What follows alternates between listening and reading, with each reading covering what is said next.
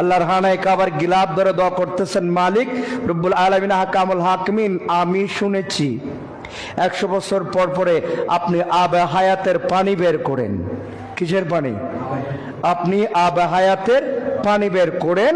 তখন আল্লাহ, আমি বাদশাহ যুলকারনাইন, সারা পৃথিবী ভ্রমণ করার ক্ষমতা আপনি আমাকে দিয়েছেন।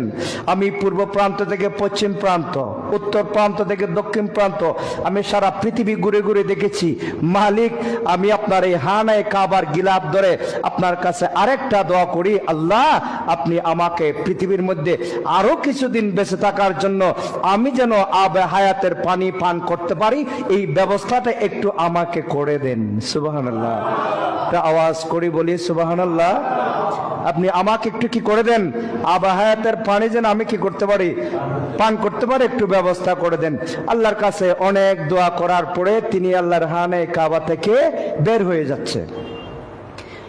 এই পৃথিবীতে যে কেউ থাকবে না, আমি আপনাদেরকে এই কথাটা বোঝানোর জন্য এই ওয়াকিয়াটা আপনাদেরকে আমি বলতেছি, তাও আন্তাজে কোন ওয়াকিয়াটা কোরআনের অনুবাদ।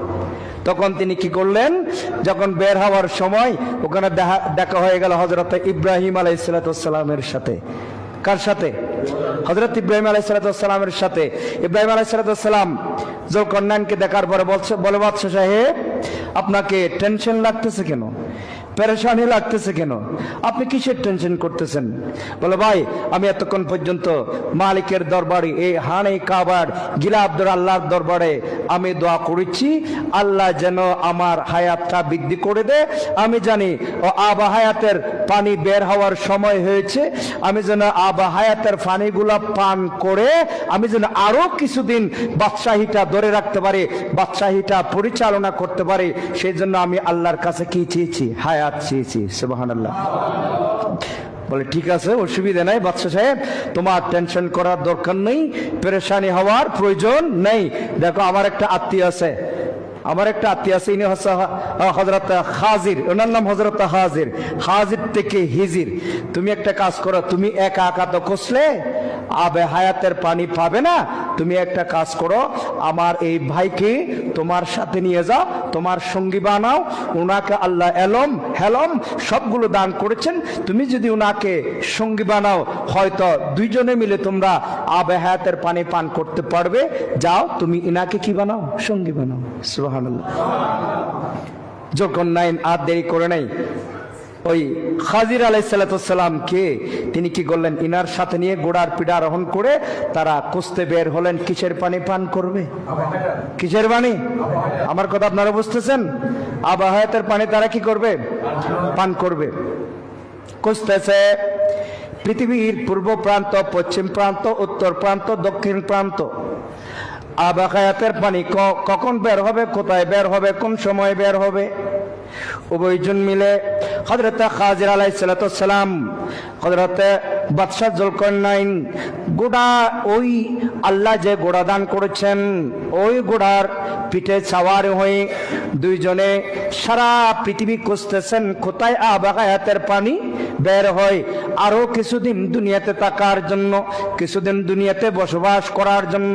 খুঁজতে খুঁজতে খুঁজতে গভীর বন জঙ্গলের মধ্যে তারা ঢুকে গেলেন, কোথায় আবা হায়াতের পানি পাওয়া যায়। সুবহানাল্লাহ। আওয়াজ দিয়ে বলি না সুবহানাল্লাহ।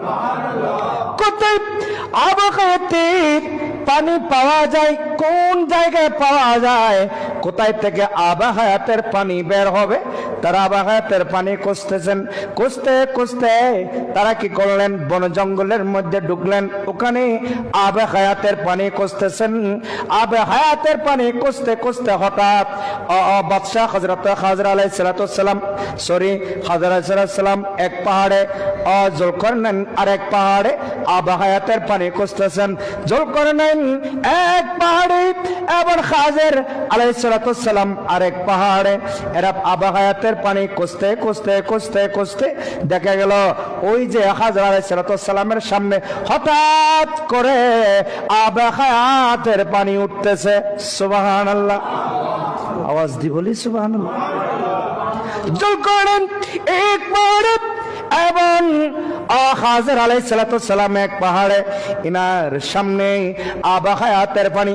বাদশাহকে আহ্বান করলেন, ও যুলকারনাইন বাদশাহ, তাড়াতাড়ি আসেন, তাড়াতাড়ি আসেন, আমার আল্লাহ আবা হায়াতের পানি বের করে দিল, আসেন তাড়াতাড়ি, হয়তো বেশিক্ষণ থাকবে না, আবার চলে যাবে, বেশিক্ষণ থাকবে না, দৌড়ে আসো, তাড়াতাড়ি আসো, আবে হায়াতের পানি পান করব।